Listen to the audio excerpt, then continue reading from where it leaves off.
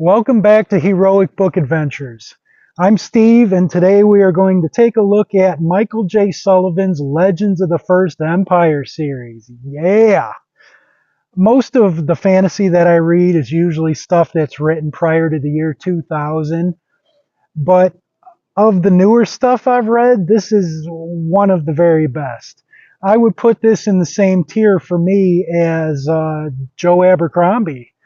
Now, this is not grimdark like Abercrombie. This is certainly a much more wholesome told story, but just the way that it's just got super deep, lovable characters that you enjoy following through a good story. Um, this is right on that level, and I really, really like this. So, I think what made this unique is that Sullivan said he actually wrote the first draft of all six of these before even publishing the first one. So in that way, when he got towards the later novels, he was able to go back in and edit the first ones so he can get everything exactly how he liked it. And it really showed because it's one of those stories that some little minor event happens, seems mundane and uninteresting in the first one, but it ends up having a ripple effect and changing things completely by the end of the story. So if you're somebody who likes those kinds of weaving plot lines that end up coming together in places, like this has got that. This is actually a prequel series to his Rhaenyra series, but it's set like thousands of years prior to that. So you don't need any prior knowledge of it. I didn't know anything about Rhaenyra going into this, and I thought it was just a good self-contained story that worked really well. And a lot of people like to say you have to read everything in publication order because that's the way the author meant it, but not me. Whenever I have a choice, I prefer to read a series chronologically just because in my world, time moves from beginning to end. So that's just how my simple brain works. But if you did read Rhaenyra, this will talk about like some of the myths that were in that series and how over time things have changed and been told differently and everything. So it'll bust some myths from that. But it also, like, for me, there's a bridge series in between this and Rhaenyra that's a trilogy set like right in the middle of them, and this made me want to like go check that out when I'm done with it. So pretty cool. What's the story about? Well, it's kind of set in a much more primitive age, being like thousands of years prior to the other story. So humans live very primitively with just the simplest of tools and things. And across this major river from them is a group of elves who are called Frey in this. So the humans view the Frey as gods because they live forever and all this stuff. So one day, the story starts out with a guy named Rafe is with his father, and they encounter one of these Frey, and miscommunication happens, and they end up getting into a fight, and Rafe kills one of the Frey. Now they're not supposed to be killable because they're immortal, so it kind of changes everything, and word soon spread that there's this god killer and that the gods are not actually immortal. It turns out that it was just they're really long lived. So to a short lived human, seeing their entire lives a Frey that barely looks like he ages made that appear to them that they were immortal. So him killing one completely changed the relationship dynamic where before the humans were kind of subservient and did whatever the Frey told them to do. Now everybody started saying, wow, that was all a lie, they are not gods, but they've just been ruling over us this whole time. So there's lots of people that want to rebel. And then there are Frey who look at it as, well, we got to put an end to these uppity humans doing their thing. So want to invade against the humans, and then of course there's people on both sides that would rather have peace and things. So just the whole world falls into disarray over that one event happening. So in that first book, you meet Wraith, of course, the God Killer, who doesn't even want to. He just wants to live a life, but he's thrown into this situation to be a symbolic person. And then there's Persephone, who's thrown into a position of leadership amongst her people, who just ends up making decisions trying to just keep everybody alive. There's Malcolm, who seems kind of like a bland and unassuming character, but he always seems to be present in these world changing moments, which makes you wonder, is there something more about this guy? And then there's Suri, the young mystic, who would rather just be relaxing in the middle of the forest with her animal companion, Minna, the wisest of all wolves. And the relationship between Suri and Minna throughout the course of the story was beautiful. The bond that they had, I loved it. So if I were to rank them individually, the first book, I would call it an 8.5. Very solid start to the series. It really got me invested into it. And as you can see, like, I think it has the best cover. All of these wrap around. But there's a reverence for nature in this that I also really loved. So that was beautiful. When I saw this in the store shelf, I'm like, oh yeah, that's coming home with me. And it really wanted me to continue. Second book, a 9. I thought it was even better than the first one.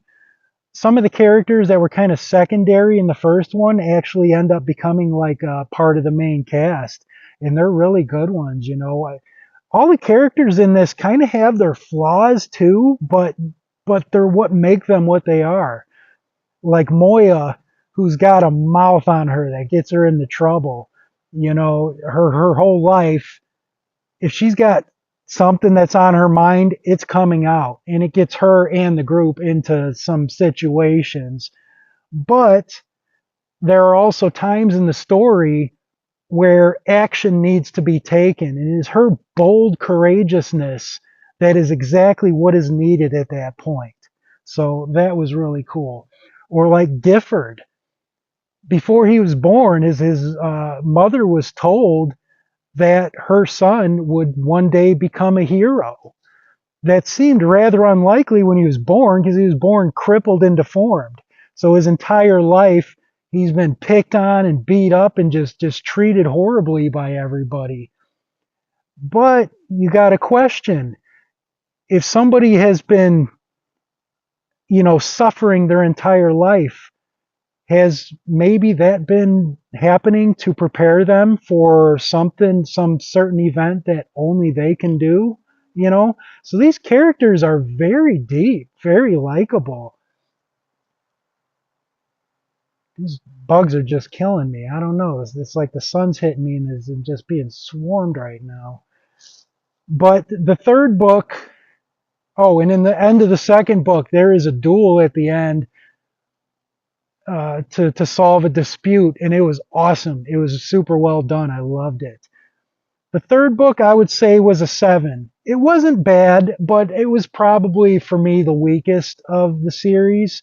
And I don't think it was really anything wrong with Sullivan's writing. It was more just that it got to a point in the story where like some politicking need to happen, and some like military logistics things and stuff like that. So I felt like a lot of that stuff just kind of slowed down the pace of the story. But that's all right, because it's the second half of this of the series that was really awesome in my opinion. Because the first half kind of follows that basic fantasy outline where in book 1 the fellowship is formed. In book 2 they go on a quest. And in book 3, you have the final battle. So it was really in the second half where it became its own unique thing and really blossomed. And I love the second half. Also in the second book, there was a scene that made me cry. Okay? This bearded dude covered in tattoos was crying like a little girl with a skinned knee. This book was awesome.